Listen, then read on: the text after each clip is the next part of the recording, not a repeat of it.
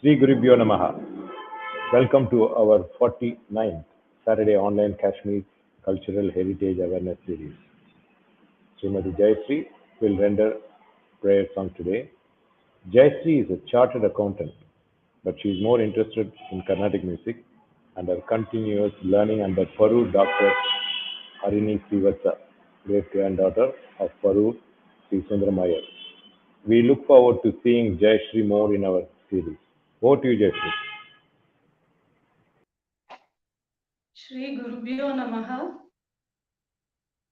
बीजस्यान्तरीवाङ्कुरो जगति तं प्राङ्निर्विकल्पं पुनः मायाकल्पितदेशकालकलना वैचित्र्यचित्रीकृतम् मायावीव विजृम्भयत्यपि महायोगीव यस्वेच्छया तस्मै श्रीगुरुमूर्तये नमैतं श्रीदक्षिणामूर्तये तस्मै श्रीगुरुमूर्तये नमैतं श्रीदक्षिणामूर्तये तस्मै श्रीगुरुमूर्तये नमैतं श्रीदक्षिणामूर्तये.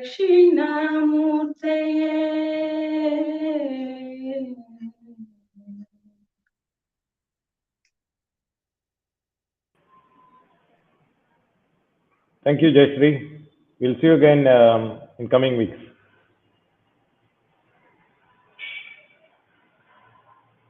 Today's lecture will be by Dr. Jeganaathan on Adi Shankaracharya from Kalady to Kashmir. We offer our namaskarams to His Holiness Sri Shankara Vijayendra Saraswati Swamigal and thank Kanchi Mutt for our Kashmir Initiative series. Kanji Mutt has always been in the forefront, modestly working with the sole aim of national integration, spiritual enlightenment, and preserving the uniqueness of Kashmir, as Kashmir is our cultural heritage. Dr. Jagannathan is known to us, and his previous presentation was on Takshashila, Kashmir's past glory, the world's first university. That was exactly 3 months ago, on April 23rd, our Series 36. He is Senior Assistant Professor and Head, Department of National Security Studies, Central University of Jammu, an avid observer of international security and public affairs with a focus on South Asia security and strategic issues. He is regularly appearing in the media and on world affairs and passionate about Kashmir. Over to you, Professor Jagannathan. Oh, Namaskaram. Thank you, Shankarji, for these brief, kind words.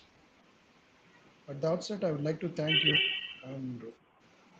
and compliment you for successfully running this series. And it's every series is very interesting, and that adds more pressure on the new speakers to raise the bar.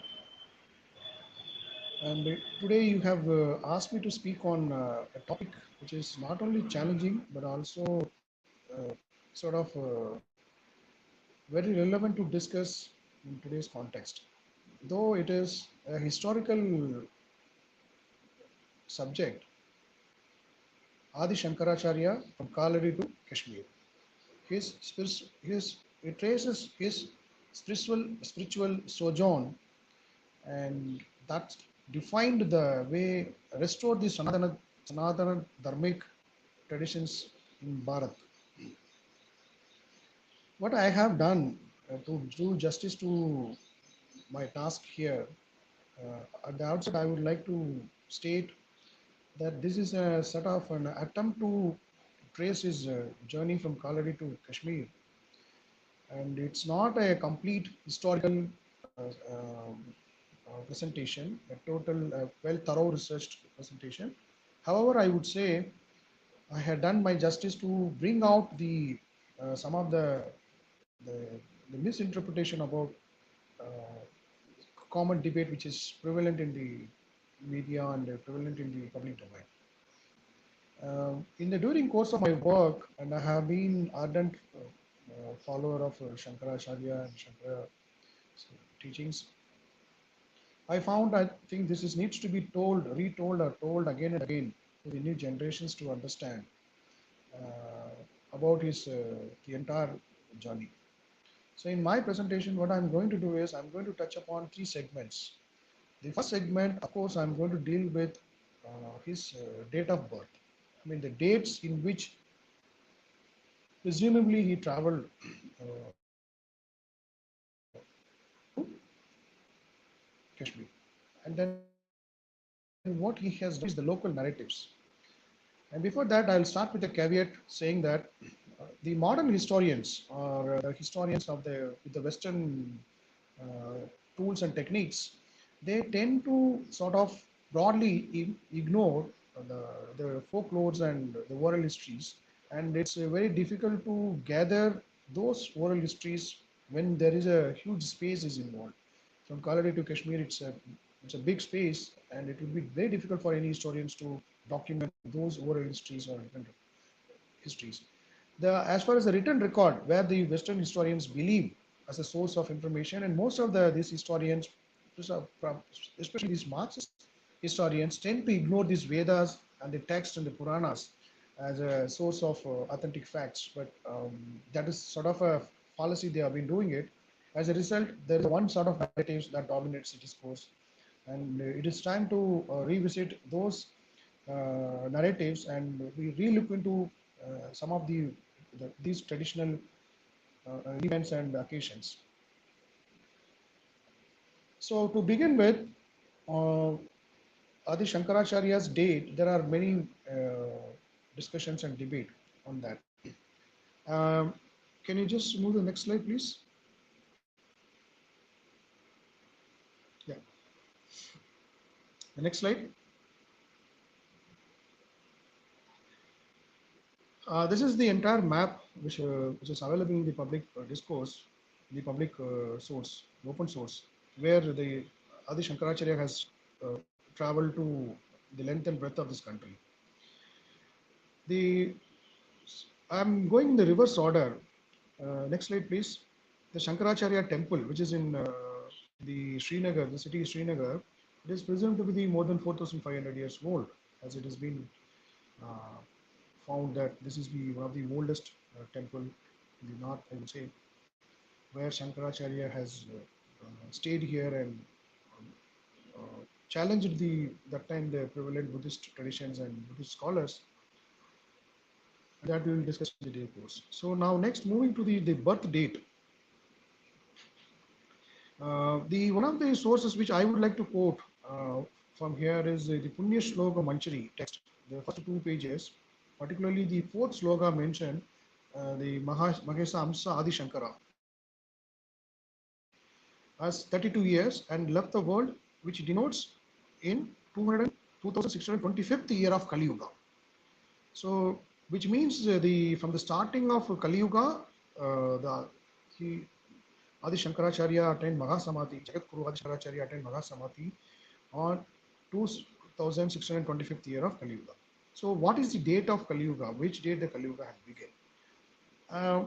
I could not find any convincing source except Dr. M.L. Raja. He has done a very good work on that and published a book in his Kali Yuga inscriptional evidence, Kali Yuga Vrittanta. In that he sources traces the beginning of Kali Yuga to 3101 BCE.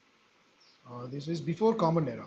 But what is common, the discussion and debate is mostly the Western scholars have traced that it is in this after Christ. It is mentioned as a AD. And there are many sources, even the archaeological sources, even the carbon dating of some of the places are the monuments where Shankaracharya, for instance, the river in Kalady, where the carbon dating was done, which also attributes that it is almost 2,500 to 3,000 years old. So hence, the Jagat Guru Adi Shankaracharya presumably left the world around 4706 BCE or around 4777 BCE. And we all know that Jagadguru lived on the earth for 32 years, his lifetime. So if you add 322 years to 476 BCE, we could able to reach approximately, it would be between 509 BCE. So there is no debate, this is more convincing, and so I would proceed from this date that 509 BCE was his birth date. So between 509 BCE and 476 BCE, the 32 years he spent, he had learned all the scripts, yoga, Vedas, and the Puranas, and then traveled to Kashmir, and his entire journey happened in within this period. Next slide, please. Uh, See, that is the period, the 509 BC, which we are mentioned that that's the birth of Adi Shankaracharya. Uh, why I'm bringing this Indus Valley civilization? The fall of Indus Valley civilization, or the last phase, the declining phase of Indus Valley civilization, gave birth to the famously known as the Vedic period, which is characterized by the pastoral lifestyle and adherence to the religious texts called the Vedas. And during this Vedic period, the government became centralized and social customs integrated fully into daily life across the region in the entire Bharatvarsha. And those days, I'll show you the map. The region was divided into Mahamandalas, was ruled by different kings. And the way apart from the Vedas, there are a lot of religious texts and literary works like Puranas, Mahabharata, Bhagavad Gita, and Ramayana. All came from this period. This is a one account of the post-Indus Valley civilization period. Next slide, please. So, if you go by this historical text, the early phase of Indus Valley civilization, then mature phase, then last phase is around 1300 BC. So, 1300 BC to 500 BC, almost say 800 BC, we would say that that's the sort of a declining of um, or the valley after the Indus Valley civilization, that 800 BC period, 800 years, where you had got all the Vedas and Puranas were established. Next list, please. The post-Indus Valley civilization period has also gave birth to two important schools, which is against the Sanatanic, or I would say, which challenged the Sanatanic Dharma. That is, one is the birth of Mahavir Vardhaman, who was born in 599 BCE, and next is Gautam Siddhartha Buddha, Gautam Buddha. Next slide, please. Which is again between 463 to 463 BC. Next slide, please. So this is the period where the when Shankaracharya was traveled, and this is how the kingdoms were situated. Were called Mahajanapadas, which means the great great Janpadas, foothold of most of the tribal. They have established their kingdoms like Avanti, Chetia, Shaka, Magadha. Magadha empire was not that much prominent, but it is like a tribal small kingdom. These are ancient kingdoms at the time. Next slide, please. So Vedas and Puranas, as I said in the beginning, that were challenged by these two prominent schools alternative to Hinduism, the so-called Hinduism or Sanatanic Dharma. At the time, it was referred to as a Sanatanic Dharma. Uh, Particularly, the Vedas were dismissed, and the philosophical school of Charvaka has rejected all supernatural elements of religious belief, and that maintain only the sense could be trusted to apprehend the truth, which means it is more of an experimental observatory with the pleasure of one's own enjoyment. One can attain wisdom or attain knowledge or attain enlightenment rather than through ritual practices and the Puranic Vedic text and sort of a devotion and worship. Next. So this is the period again we had seen, and this is much later period, but this is a given an idea about how these small tribal kingdoms have slowly grown to become a kingdom, and that's because precisely the influence of these two schools of thought like Buddhism and Mahavirism which challenged the spiritual and the Vedic aspects of Vedic aspects and the Puranas, and bring back brought the materialistic narratives, and that's how the cities were built. There were, and that leads to sort of the declining of moral values and ethical values in the society. The society in a large, it becomes more of chaotic chaos, and there is a disorder that ensued later period. Next. So this city is also expanded. No, no, before the previous slide. So the city is also expanded around that time. The more urbanization happened, more since there was no respect. All these worship were banned. These people, I would say that more of the atheistic culture had come, and the believers were being targeted, particularly the Brahmins, those who are Vedic teachers and scholars, who have been sort of disregarded. They have been faced. They've been somewhere in. They have been persecuted by those kings who presume to be the patronizing the Buddhism or Buddhist scriptures, although the Buddhism does not say so. And that attracted these wealth and creations, and attracted unchecked sort of a creation of wealth and exploitations. So since there is no sort of a moral guidance or moral values, so the king Cyrus of this Archimedean Empire, he was during that period who invaded India in 530 BCE. Later on, his son Darius won.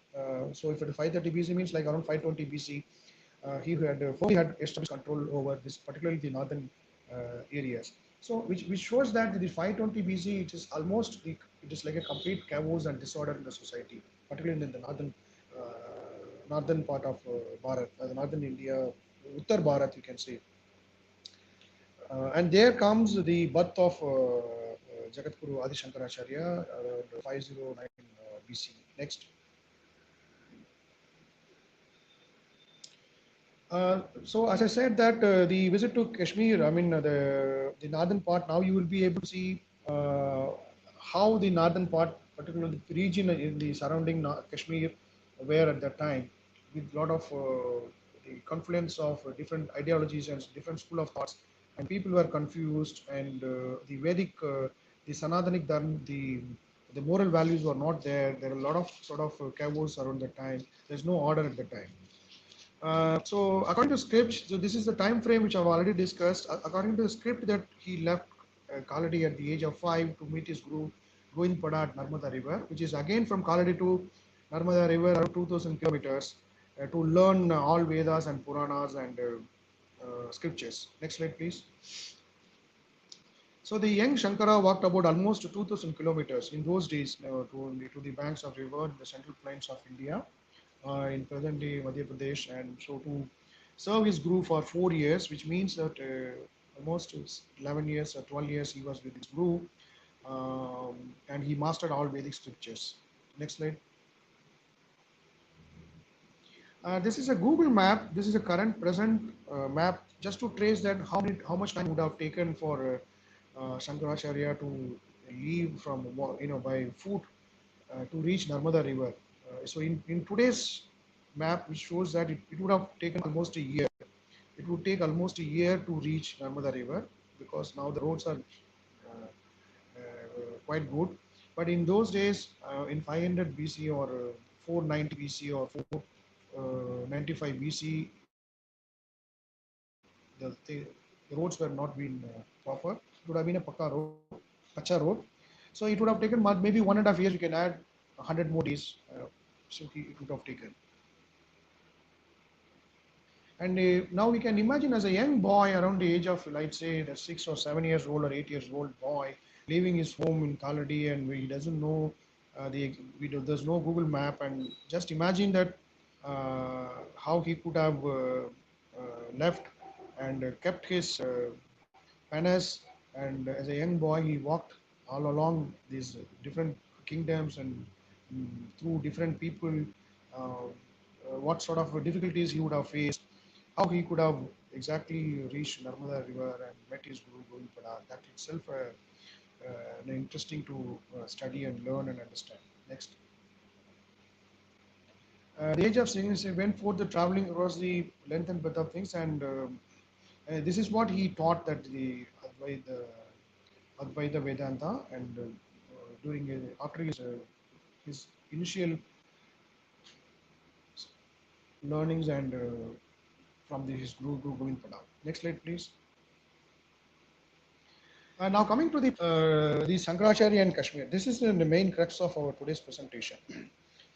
Kashmir, it used it that time it's like a confluence of different north, south, east, west. If you see in today's even the map, and even given the last this year's tectonic plate changes and all, roughly you can see even now today it occupies a center on the earth in terms of the confluence of north, south, and east and west meets there. And that is the reason that the philosophers and the scholars from the east and also from the west, the rulers and the kings from the east and the west crisscross this particular place for the Kashmir. So the at that time, the goddess, the Shakti cult was very popular in the valley, Kashmir valley, when during the Shankaracharya's visit. Shankaracharya, Jagat Guru Shankaracharya did not visit straight away from Kalady to Kashmir. He met his guru, and after that, he was asked to go to Banaras, Kashi, and he wrote all the scriptures. And uh, then from there, he proceeded to visit Kashmir to defeat to establish the Advaita philosophy and defeat this Buddhism, to establish in a sort of a spiritual order. Once you have a spiritual order, then automatically the society will be, the order of the society will be restored. Once you have a sort of order of society is restored, then the individual feel comfortable and he can live peacefully. Once individual lives peacefully, again this will cyclic, then the society remains peaceful. Once the society remains peaceful, again the country or the kingdom or the nation would remain would be peaceful. Once the nation remains peaceful, it won't pick a fight with the other nation. Then the world will become peaceful, and that's the crux of the preachings of the Shankaracharyas. All the ways things. So many occasions there are many anecdotes which says even when he was taking bath in Ganges and he came out, and then somebody asked about his community, or he asked about community, then he inquired whether you're asking about my body or soul. So he stunned. So there are many stories which would also give a lessons to restore the social fabric, that eternal order of Sanatanic Dharma, where it identifies, distinguishes the soul and body and the Brahman, which is also the every individual. It is also connected with every soul. Thereafter, he proceeded to Kashmir, and there are stories, the local stories, particularly from the literatures from the Kashmiri Pandits community, which also tells a lot of interesting stories.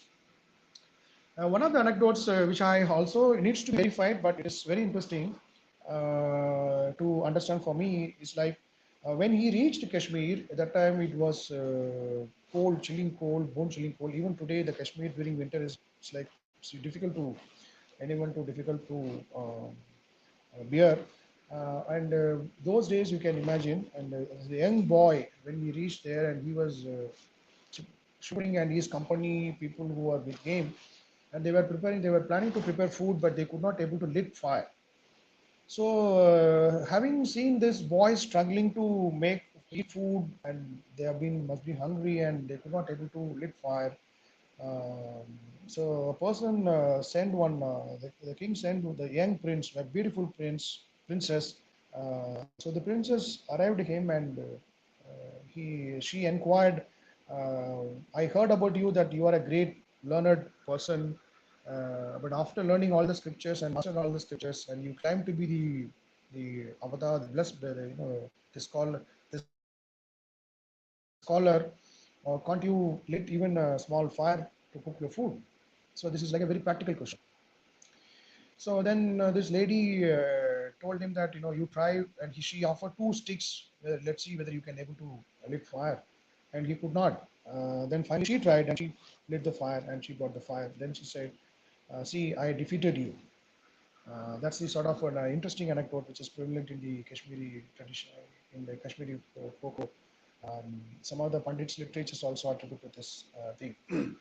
Then thereafter he was asked asked to be participate in a debate, and there was the debate continued for more than 17 days, and with this princess on related to most Vedic scriptures and text, and he defeated, and finally he entered all the gates of defeating all the scholars, and he entered the four gates of Sharda Peeth, and presently which is situated in the Neelam Valley, located in Pakistan.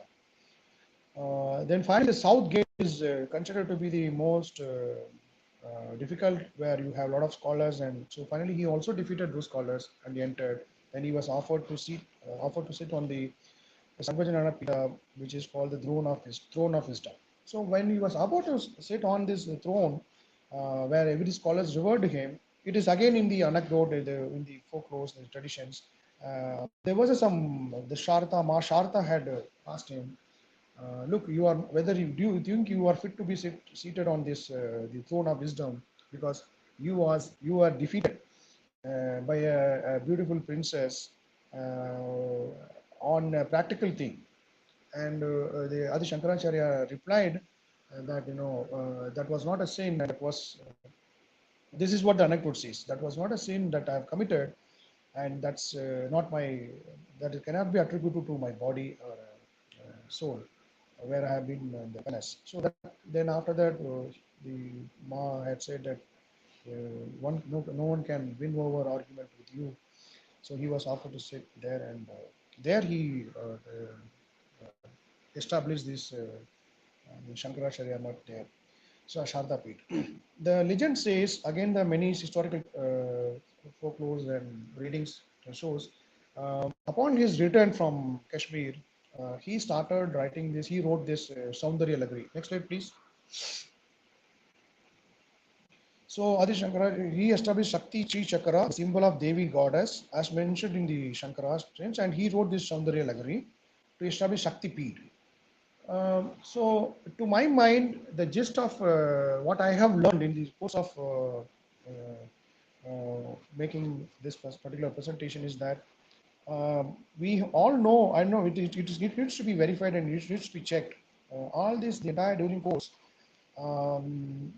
perhaps this Kashmir had given him that sort of aware, that sort of an enlightenment in Sharda Peeth, that there is a need to, if you wanted to sustain the Sanatan Dharmic tradition, we need to have established the Shakti Peetham. And the Shakti Peetham needs to be established to sustain the Sanatana Dharma. This is what perhaps that Adi Shankaracharya had realized, nor that scriptures or again the Puranas or the interpretation of Puranas or the knowledge or the wisdom that may not convince masses, although because it requires a sort of erudition to learn that particular language. Then you have to study, then you have to understand, then you have to get enlightened. We should may not be having the masses have that would be trained to that. So the Shakti Peetham would help to establish this tradition. And again, you go back and you see the both two prominent schools, the Buddhism, particularly the Buddhism. The Buddhism is again sort of the post-Buddha period. Again, the Buddhist followers have idolized Buddha as again a sort of an avatar, and idolized him as the worship. Although the Buddha does not say that worship me. The Buddhism needs to be, again, you have to be studying all the Charvakas, Dhammas, then you understand and learn and get enlightened. So the Shakti Peetham, the four Peetham, the perhaps the idea or the intention or the guidance would have come. This is my observation or my reading after his visit and establishing in the Sharda Peeth. The Sharda Peeth, according to the local customs, even in the famous text, Kalhana's Rajtarangani, later translated by M.A. Stein, had a dedicated chapter on the Sharda Peeth. That's a very interesting text in which they mention about the Sharda Peeth and these four gates, and there are also referred to how the different kingdoms have come to destroy this Sharda Peeth. It's a seat of wisdom. And Sharda later refers to the goddess, the Saraswati or the wisdom. This is so Kashmir is to be the seat of learning, the knowledge. according to the text, and which from that you can see from these anecdotes, even the princes were sort of educated and on all the various texts and scriptures and Vedas and Puranas, and all. Besides, they have this practical, pragmatic knowledge. So that aspect, we can sum up that in the Kashmir was the visit of Kashmir. Although if the Kaladi has sort of given that uh, the initiated him to sannyasa then, and this Narmada, his stay in Narmada had exposed given this Vedic scriptures and the knowledge, and Kashi he wrote all these things. But perhaps he would have realized, Shankaracharya would have realized in Kashi that in order to sustain this Sanatanic Dharma, you need to establish Shakti Pidam, and that would have been his um, what do you call contemplation, or would have been thought while traveling to Kashmir, and he got that answer that how to establish this mark, then the Shakti cult was established. So I stop here and I'll look for more questions.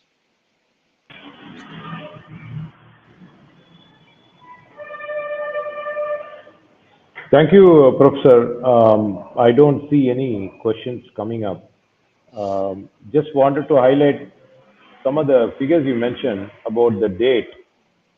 Would that be easier to arrive at the date looking at the uh, Shankaracharyas? You, for instance, the 70th Shankaracharya is present Shankaracharya, that is Shankara Vijayendra Saraswati Swami. If you trace back, I think the number what you gave more or less is very close. For instance, you mentioned that 509. So why there is so much debate going on when this is a very clear evidence, 70th, and then we can assume a figure for a generation and go back.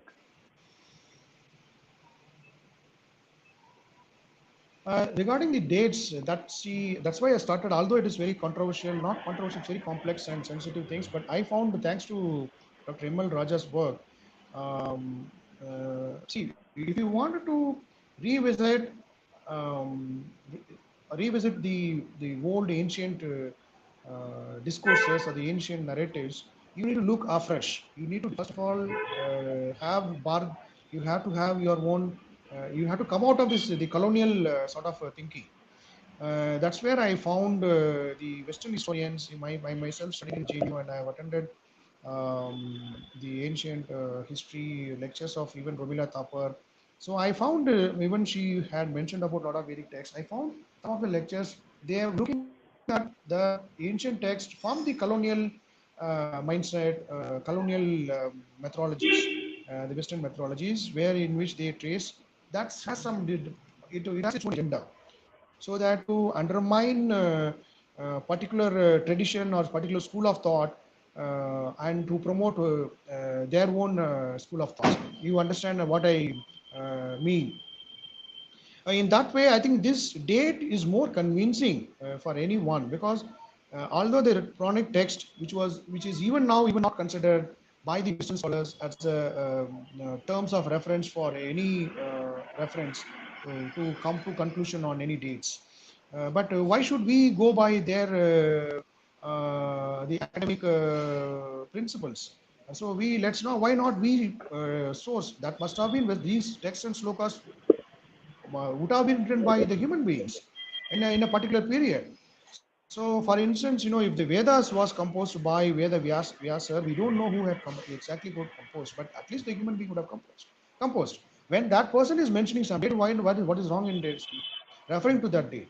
So, I find this particular date. I think if you want further more research, I would suggest recommend you to read this Kali Yuga Vritta by Dr. M.L. Raja, and Yes. where you can trace this. This is the easy way. I find this is one of the method for me. I mean, you may challenge this method, but I find this is one of the prudent way to fix the date. So I choose this method, this formula.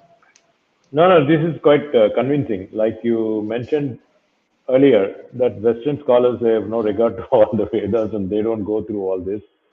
And I was just quoting a simple arithmetic type of a thing that coincides with what you mentioned. And in one of your presentation, slide 17, you mentioned about Sharda. This is the one that we have been seeing that POK and one of the Kashmiri Pandits who came aboard, who is building a temple close to the line of control in Titwal. Yeah, exactly. This That is the is one. It is situated on. Yeah, that's the one we have been seeing, yeah. right, in POK. Yeah, yeah, yeah. This is the one which is situated on the Neelam Valley, which is a very beautiful valley. Those days, no India, Pakistan. Uh, until I think there were some sort of visits and exchanges to go there. But even now, today, the Sharda Peeth is considered as the seat of learning.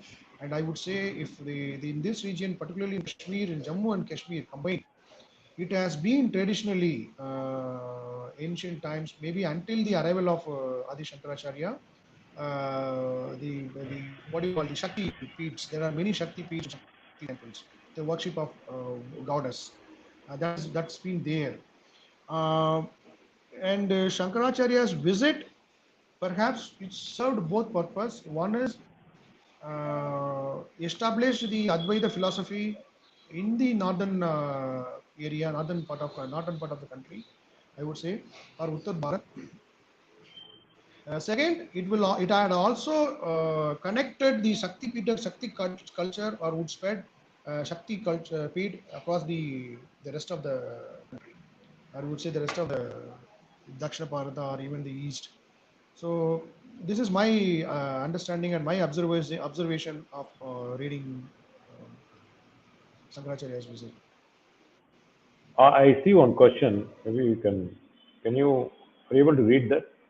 Namaskar. How instrumental you find Nilmat Purana to know about Kashmir? Ashok Gail Sharaf.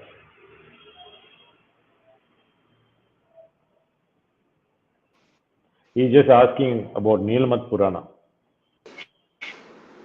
Hello? Yeah, can you hear? Yeah, I Are can you, are hear you you. able to? Yeah, are you able to see that comment? I put it on the screen. How instrumental to find Nilamat Purana?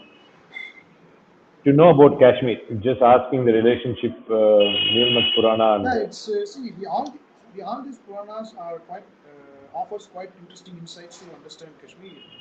Especially you mentioned about Nilamat Purana, Rajtarangani, and many other texts to piece together many of the points to come out to understand about how the Kashmir Saivism was flourishing and the kind of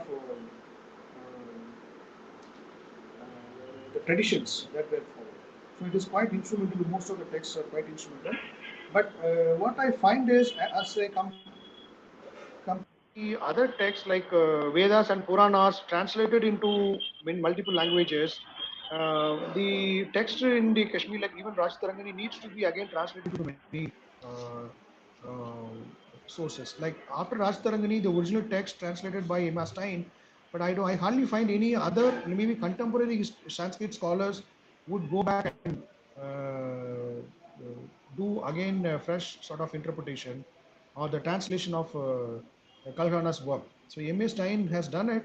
So similar works needs to be done, and there are like the ashrams in here and Pandit communities here. They have been doing the job. No, I just wanted to add, we have covered Nilmat Purana. Ashok Gail, who would like to go back to our YouTube videos available. Sometime in August last year, when we started, there were two sessions on Nilmat Purana. It'll be interesting if you watch those videos. Then, Professor, one more thing I wanted to ask you. You touched upon Afghanistan, and there is no point in talking about Afghanistan, uh, although you could relate many things there in today's history. And Kashmir within our control, from your national security experience, and I know you appear in many of those debates. So, what is the future now? What should be done? With all this rich history and glory, and the exodus and what is going to be the future with all this, connections we have north south. We have the answer to your question lies in the historical context. Again, I go back to the history, take you back to the ancient history. Then you had this around after the post Shankaracharya, I would say 450 or 60 BC and down line 300 BC, you have this Gupta Empire has begun. So that 200 periods or 300 periods, that's the impact of the Shankaracharya's work, and that had served as a sort of a realignment of these Magajanapadas, the major kingdoms. But the Western historians, if you see the history textbook, the Western historians they fix the starting point from the Mauryan Empire, but there was no discussion about the pre-Mauryan Empire, like Nanda dynasty. Nanda dynasty was total chaos. There was no religion, no orders. Vedas were Brahmins were persecuted, and that's how the Chanakya has was in the Nanda dynasty, and the Dhanananda, when he took over and he escaped, then he went to Kashmir, the Takshashila, using this Uttarpada highway, the Grand Trunk Road, and many Brahmins, they all scattered. I would say they migrated or internally displaced towards the northwest and southwest southern side, towards the Maharashtra and Narmada side, and I'm talking about this pre-Gupta period. Then when Shankaracharya, when the Kautalya Chanakya has re-established the kingdom, and that united the Mauryan Empire. So which means uh, the the Sanatanic Dharma, the Advaita philosophy, had a tremendous influence and impact to restore the order of the society and re-establish the kingdom thereafter. Then you had seen many kingdoms came and fall, and many external invasions happened, and that's because of the period. Now I can see the how this Shakti culture cult has percolated to the Kshatriya community, even Rajputs. Now Rajput community, which they were the ruling the entire northern area from the north to the western part of India. They served as a sort of the wall, the Great Wall from external invasions. So they are all worshippers of the goddess and the Shakti Peeth. So in that way, I think even today's context, I think we need to revisit and rebuild the Sharda Peeth, and we need to get back to the Sharda Peeth, and we have that to be is part of Bharat and Bharat traditions, and we need to restore that. Once we restore that, automatically the knowledge hub and whatever the traditional knowledge should flourish, and there only we will see the sort of now what we see is that the disorder comes when you say that the disorder or the orderlessness comes when there is a disconnect. Now I can I can correlate this contemporary situation in Sri Lanka. Sri Lanka, you see the whatever this there is a materialist decline. The crisis is a materialistic decline, and that's what these the enlightenment and it cannot happen through sort of your personal enjoyment and engagement with the materialistic world. Rather, you go back to this what Shankaracharya is teaching about the sacrifice, the sacrifice and the sense of sacrifice. Then you get the sort of a wisdom that lies the wisdom is. So even the present conflict, I would say that um, this would uh, bring back once you restore this Sanatanic tradition. Good, Professor. We don't see any more questions, and thank you for that nice, very short, Thank you concise very much. history Thank you very much lesson. for this opportunity. We will Namaskaram. stay in touch and look forward to seeing you again. Namaskaram. Jai Shankar. Thank you, viewers. Our subscribership has tremendously increased thanks to more and more uh, viewers joining our YouTube channel. We have more lectures forthcoming, and we have speakers aligned up to November. So there'll be many more interesting sessions. Do join us every Saturday, 7 to 8 p.m. We want to thank Kanji much for all the streaming. through YouTube and Facebook. And we also thank Dinamala for covering our events. Not to forget VDSP for all streaming assistance. Till we meet next Saturday, Jai Jai Shankara, Ragara Shankara.